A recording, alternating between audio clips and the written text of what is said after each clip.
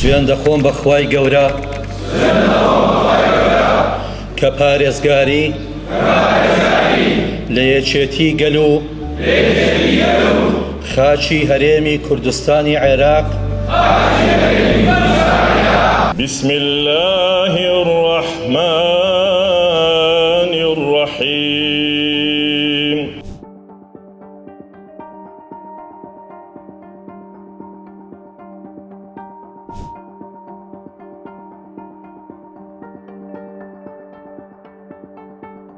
هەردوو خوێنکاری کۆچکردو جەواد مەدحەت و یاسین عەبدوڵڵا و سەرجەم شەهیدانی کوردستان خولەکێک دەوەسین فەرموون.